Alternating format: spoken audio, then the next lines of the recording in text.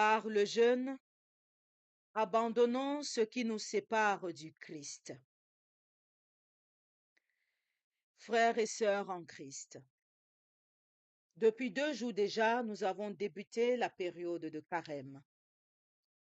Cette période de 40 jours qui précède Pâques et qui nous fait entrer dans le combat de Dieu en gardant les yeux fixés sur Jésus-Christ dans une attitude de préparation intérieure à sa passion.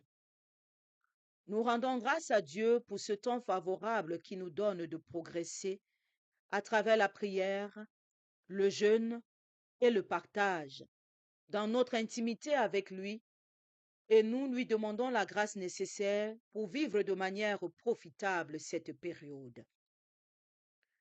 Aujourd'hui, les textes voudraient ramener notre attention sur un pilier important du carême, le jeûne. Il nous aide à mieux cerner le sens profond de l'abstinence et de la contrition qui caractérise cette période. Il nous amène de façon particulière à nous poser la question suivante. Quel est le véritable sens du jeûne? La réponse du Christ aux disciples de Jean à cet effet suscite en nous une réflexion profonde. Que suis-je appelé à retenir de cette affirmation du Christ? Mais un temps viendra où l'époux leur sera enlevé, alors ils jeûneront. En premier lieu, le temps où l'époux sera enlevé au sein désigne les jours où Jésus, mort sur la croix, sera soustrait à ses disciples.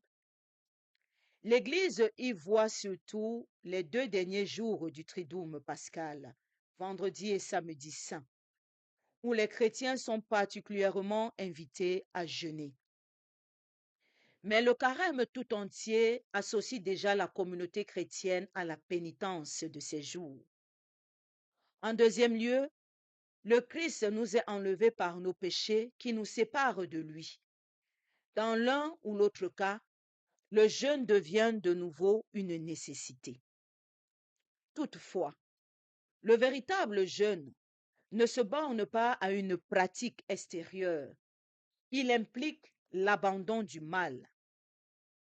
Nous réalisons donc que les privations que nous nous imposons n'ont de valeur que dans la mesure où elles nous rapprochent de Dieu.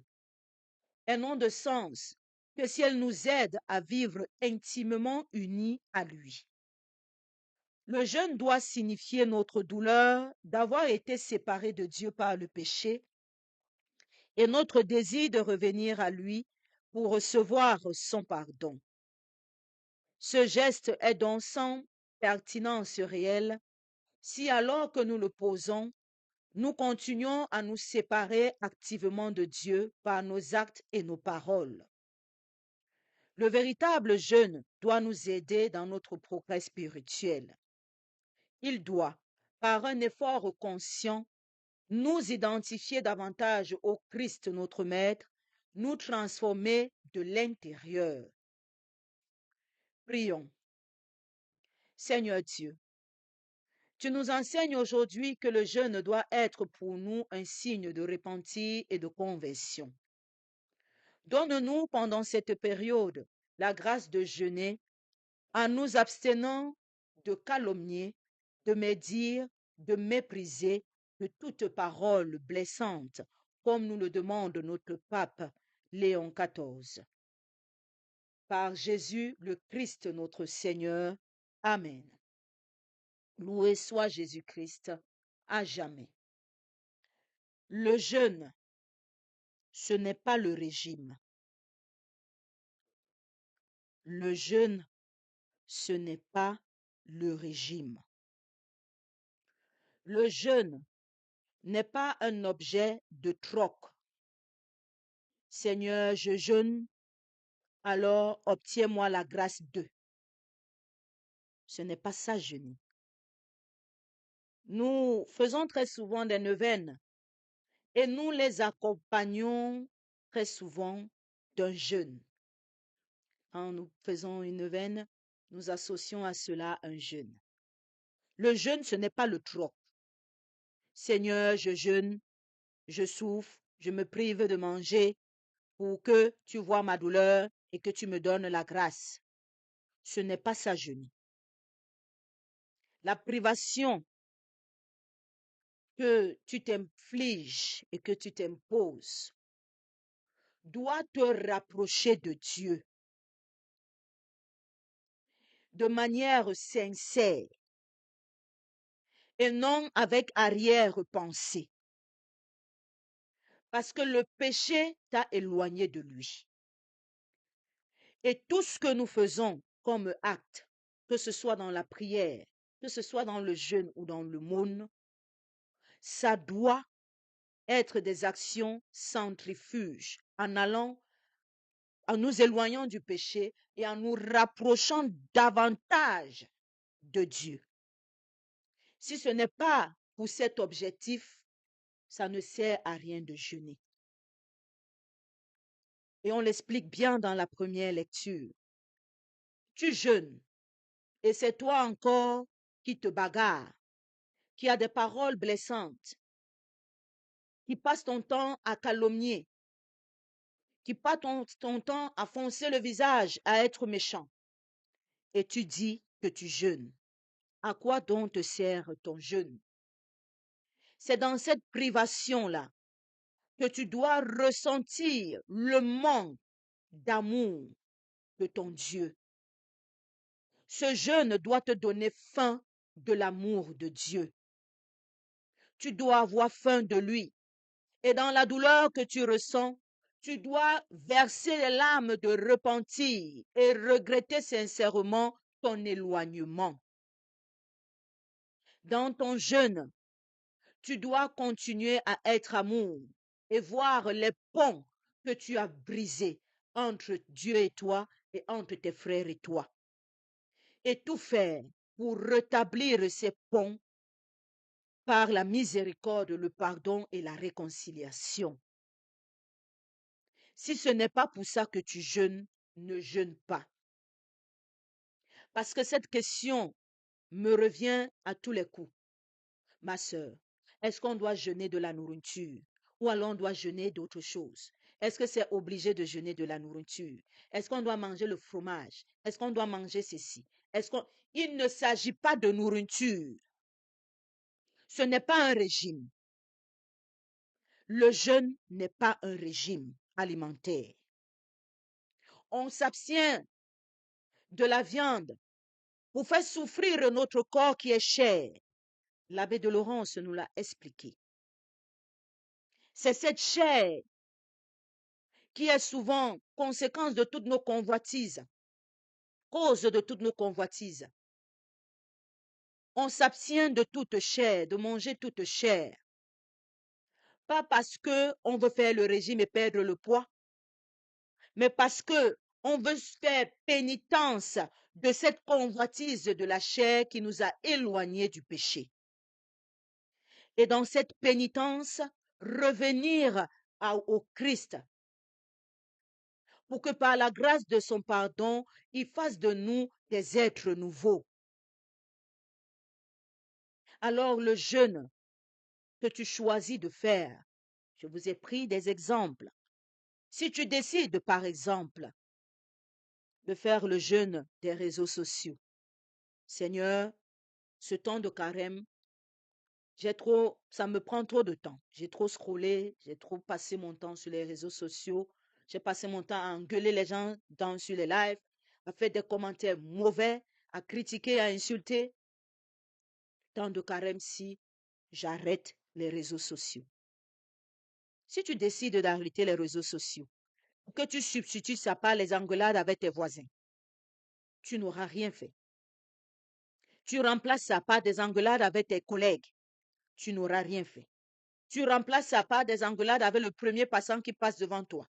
Tu es assis chez toi parce que tu dis tu t'ennuies, tu n'as plus les réseaux sociaux. Alors tous ceux qui défilent devant ta maison, tu fais un commentaire. Celui-là a mis telle chaussure, l'autre a mis telle perruque, l'autre a mis ceci. Tu passes ta journée à le faire. Tu n'auras rien fait. Tu auras juste remplacé l'écran du téléphone par l'environnement autour de toi. Ce n'est pas ça jeûner. Si tu décides de rompre te jeûner des réseaux sociaux et que tu remplaces ça par des balades inutiles, par des bavadages inutiles qui ne te rapprochent pas de ton Dieu, ton jeûne est nul et de nul effet. Si tu décides de jeûner des réseaux sociaux, tu peux remplacer ça par un temps de lecture de la parole de Dieu. Méditer sur la miséricorde, sur le pardon. Tu médites sur tes péchés que tu as pu commettre. Tu prends le miroir et tu regardes ton âme pour regarder son état. Tu visites ton âme, tu visites ton cœur, tu parcours tout ton cœur et ton âme pour identifier le péché qui t'a éloigné de Dieu et demander à Dieu sincèrement pardon. Là, ton jeûne aura porté du fruit. C'est cela le jeûne que Dieu veut. Tu peux décider de prendre ce temps, d'aller rencontrer la personne que tu as fait le commentaire sauvage et en l'insultant, ou lui demander pardon pour tes paroles blessantes. Appeler au téléphone celui que tu as passé le temps à insulter. Envoyer peut-être un message à la personne que tu as passé l'année à critiquer pour lui demander pardon pour tous tes commentaires maladroits et malveillants. Là, ton jeûne sera agréable à Dieu. C'est ça, jeûner. Non seulement tu mets ton corps en mode stress, tu le prives de quelque chose que tu as l'habitude de faire et qui nourrissait ton péché pour t'éloigner de Dieu, tu te prives de cela, mais en plus, tu te réconcilies avec ton Dieu et avec tes frères et sœurs. C'est ça le jeûne qui est agréable à Dieu. Alors arrêtez de poser 36 000 questions. L'Église a institué à une loi comme on nous l'a enseigné. Le mercredi des cendres et le vendredi saint, c'est des jours obligatoires pour le jeûne. La privation, s'abstenir de manger la viande. Mais tout au long du temps de carême, tu peux décider de jeûner tous les jours, comme tu peux décider de jeûner tous les vendredis, qui est vendredi saint tous les jours. Tu décides de jeûner et d'offrir ce jeûne à Dieu, cette douleur, cette privation pour le pardon de tes péchés et te réconcilier avec ton environnement, tes frères et ton Dieu. Ce jeûne-là est agréable à Dieu. Que le Seigneur Jésus nous aide à jeûner, en nous abstenant comme nous le demande notre berger en chef, le pape Léon XIV, de nous abstenir de toute parole blessante. En plus de nous abstenir le vendredi saint, de tous les vendredis de carême, du mangement de viande, on s'abstient également de toute parole blessante. Qu'on essaye de toute notre force, même en pensée, d'éviter d'avoir des pensées blessantes et obscures et de nous entourer de paroles de bénédiction, d'amour pour tous nos frères et sœurs, même envers ceux qui nous persécutent et qui nous offensent, que nous ayons des paroles qui réconcilient et non des paroles qui divisent. Loué soit Jésus-Christ à jamais. Bénissons le nom du Seigneur. Nous rendons grâce à Dieu. Amen.